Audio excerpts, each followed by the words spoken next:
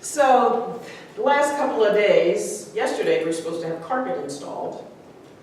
And that meant that we had to tear everything out of every closet and empty all the rooms except for the furniture. And it was eye-opening to see how much stuff was in those closets. Things that I had buried in there that I didn't want to deal with at the moment.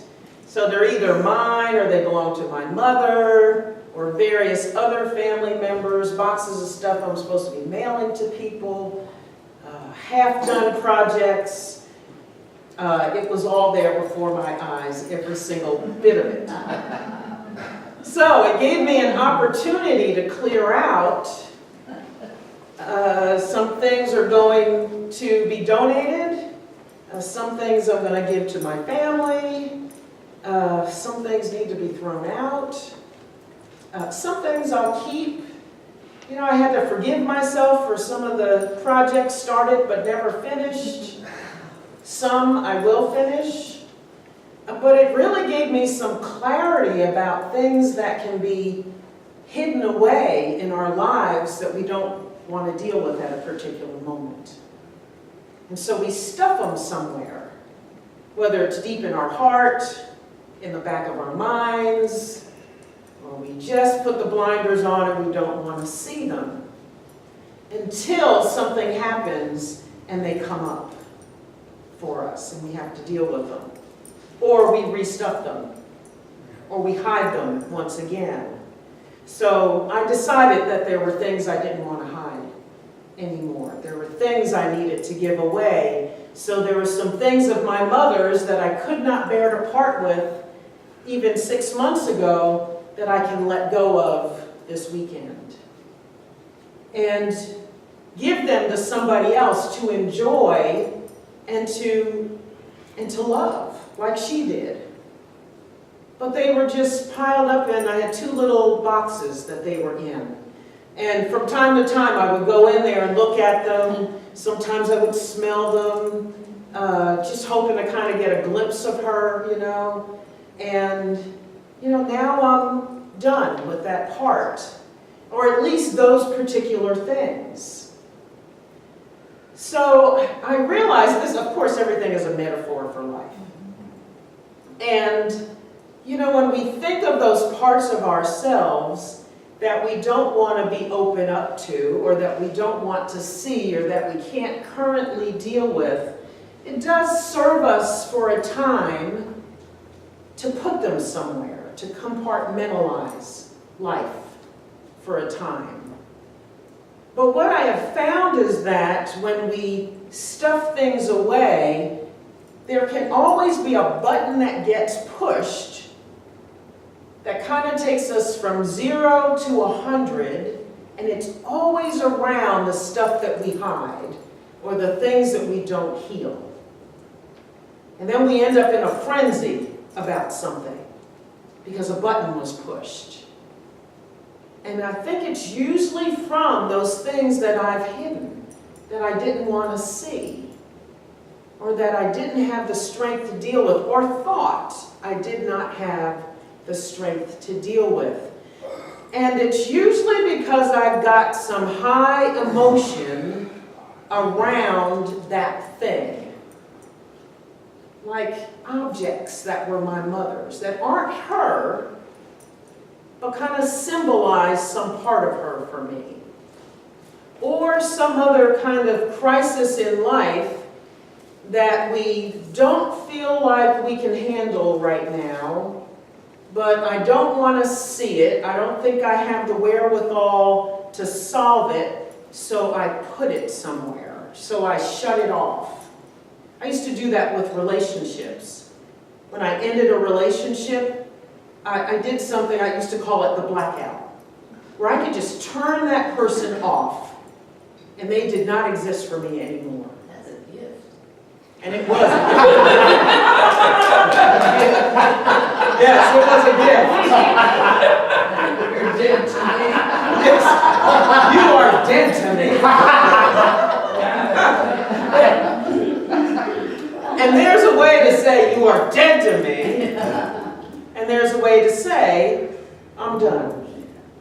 I'm done with this.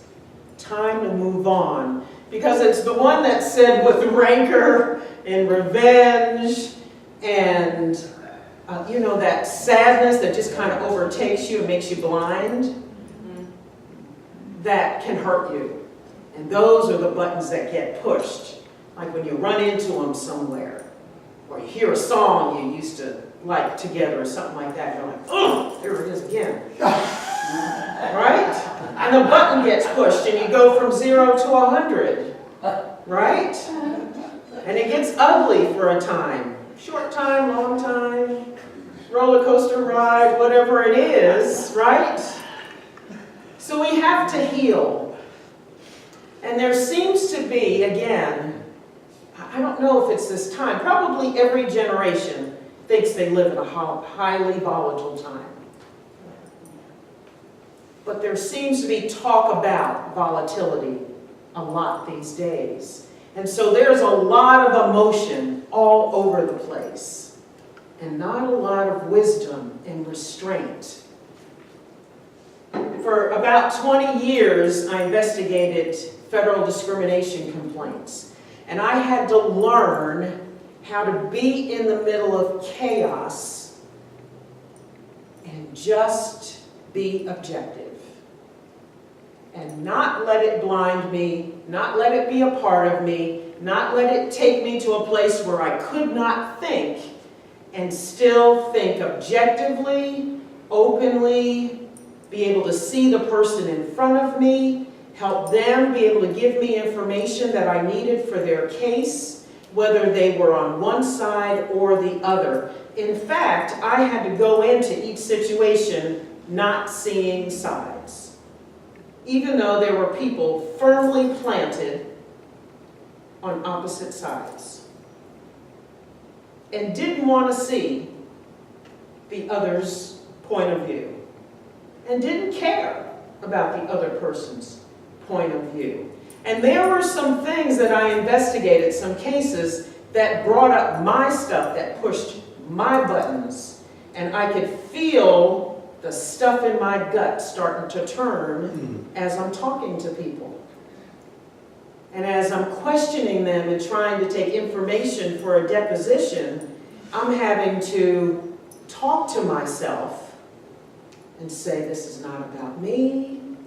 I can do this. I'm thinking clearly.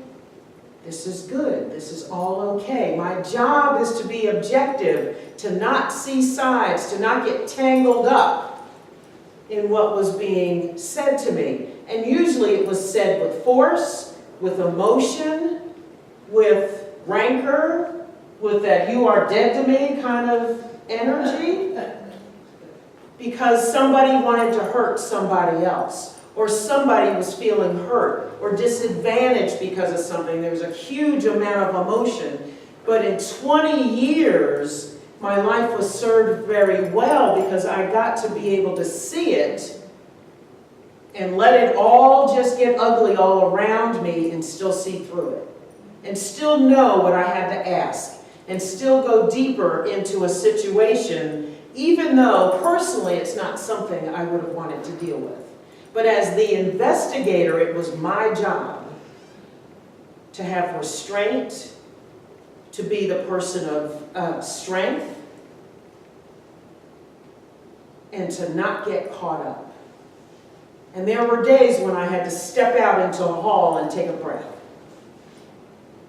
Count to 10, say a prayer, walk around, get rid of some physical energy that I had that was just kind of building up. And you know, when you feel that stuff starting to come up like a volcano and it's going to blow, but you have to do something before it blows. And that's where wisdom can come in the door.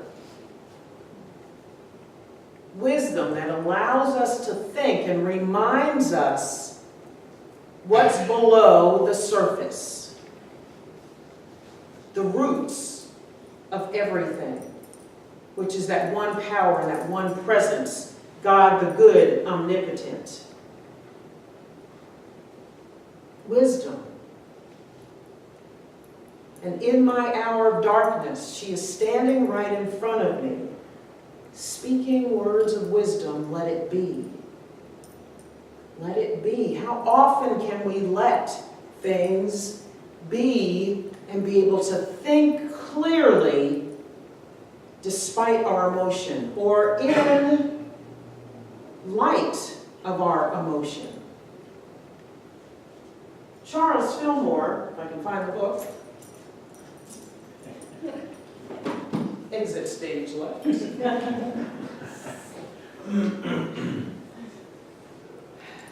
Charles Fillmore, in his book, The 12 Powers, talks about wisdom. So let's start here when he talks about Jesus and the 12 disciples. He says, when Jesus called the 12, he spoke silently to the faculties that preside over and direct the functions of mind and body. When he called Peter, James, and John, there was in his consciousness a quickening of faith, judgment, and love. So Peter represents faith, James represents judgment, and John represents love. These three apostles are mentioned more often than his other apostles because they are most essential in the expression of a well-balanced man. Andrew, who represents strength, was also among the first few called. He represents the stability that lies at the foundation of every true character.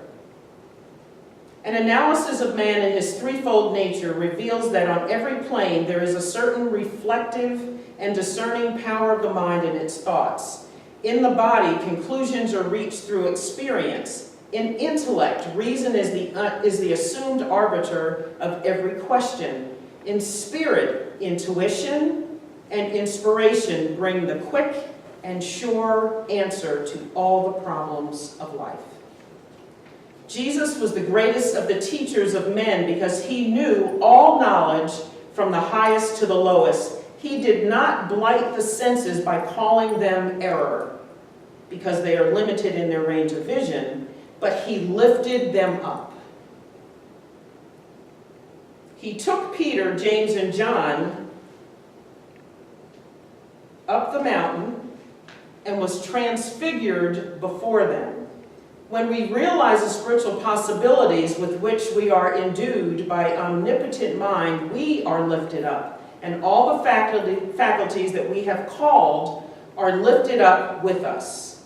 If I be raised on high from the earth, will draw all things to myself.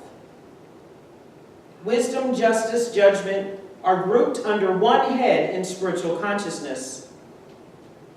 Webster says, in effect, that the ground of reason in judgment, which makes conclusions knowledge, is found in the connecting link that binds the conceptions together.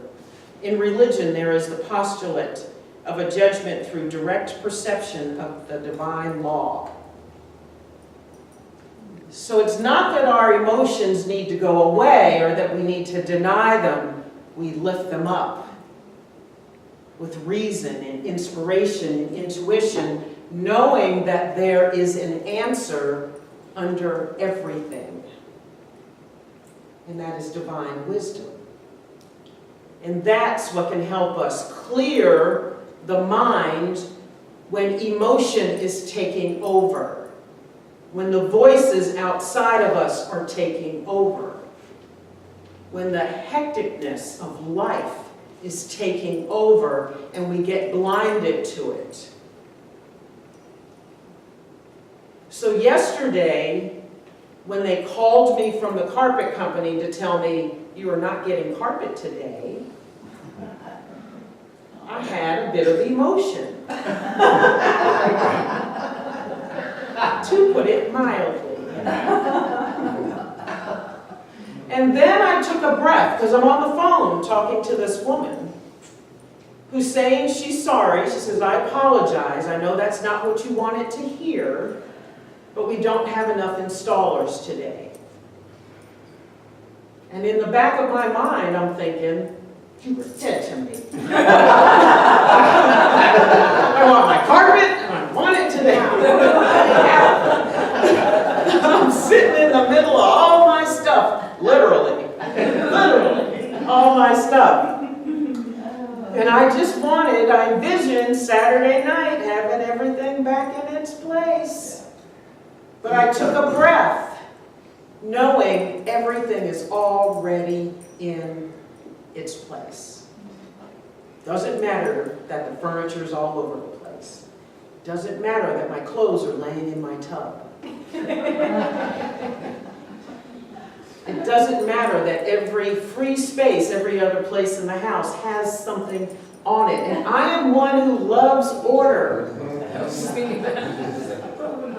I know. Yes. 2 years ago, this would have driven me mad. But I now know that there's something else at work. Always. Always. So in the few minutes I'm on the phone with this very kind young lady who was probably wishing that the ceiling would fall in so she wouldn't have to call me and other people and tell them you're not getting carpet today. And we had a nice conversation. And I just took a breath. And I sat and I relaxed. Everything really is in its perfect place, despite what it looks like out here. And as soon as I relaxed, other things started to happen that were wonderful. It gave me time to set some things up in my house that I probably would not have had some time to do. So I now have some of my mother's window treatments on my windows in my office. I wouldn't have the time to do that. And I keep walking in the room saying, how pretty is that? Right? I found some more things that I could clear out of my house, declutter some more, have some more energy, some more space. Less things to dust, for heaven's sakes. Right? Sometimes we have to dust off our lives, or the corners of our minds or our hearts, or whatever's sticking in our craw. Right? There's always something sticking in the craw. Ouch. So we have to unearth it if we want to heal and if we want peace. Peace is what I want. That's my goal every day now. As I've gotten older, that's what I've wanted. Every moment is peace. And it was huge for me that I could feel peaceful and have my house looking like it does right now. I woke up this morning feeling peaceful. That would not have happened a few years ago. I would still be fussing, talking about this company and seeing how many places I could tell people I was unhappy with them. And I feel none of it. So having some restraint so that I didn't spew whatever could have come out of my mouth yesterday morning at that young lady. Bless her heart, I don't know how many people she had to call yesterday. But I hope she was able to have a nice conversation with all of them. That may not have happened. Chances are it didn't. How many times do we talk about? Sometimes we just want what we want and we want it now, exactly the way we say we want it. And we have a meltdown, a spiritual tantrum, right? An emotional tantrum. We have this war with a God that we think has taken something away from us or not answered a prayer.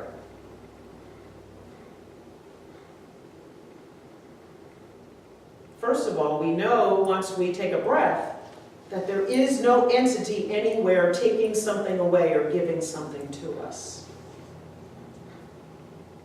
There is only the absolute realm of divine mind, divine ideas, where we can rejoice in unlimited possibilities. Where peace is always possible. Where we can be the voice of reason in the middle of all the volatility. where we can have restraint and take a breath. There was a time in my teens and 20s and 30s when whatever came to my mind would shoot right out of my mouth right away. Whether it was cutting or joyful or uplifting, I didn't have any restraint. And I thought, oh, it's just the way I am. And they deserved whatever I said. But then I realized there were times when I hurt people's feelings. And I saw myself being something I didn't want to be. And I learned to choose something else, to have restraint, to take a breath, to decide how do I want to show up right now. I thought of that talking to that young lady yesterday. How do I want to show up? How is she going to remember me when she hangs up the phone? She might have had a real rough day yesterday. And I wanted to be counted as one of the bright lights she had, even if I was the only one. I wanted to be a bright light for me yesterday, for my husband yesterday, when he came home and I had to tell him, no carpet coming today.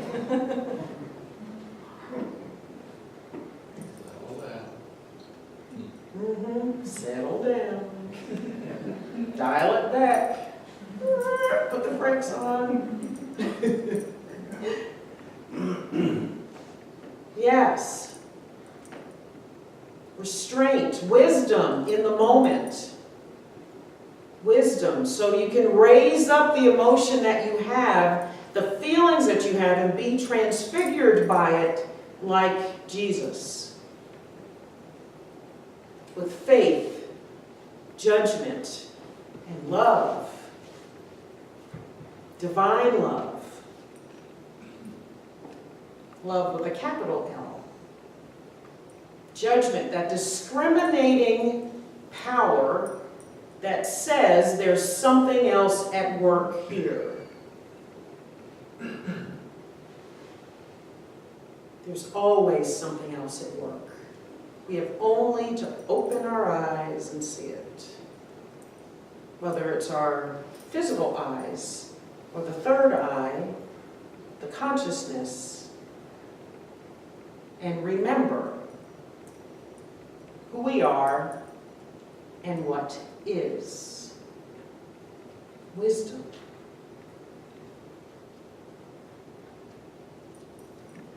It's at our fingertips every moment. Every single moment. No matter what it looks like. And yes, that's where we say again, I and the Father are one.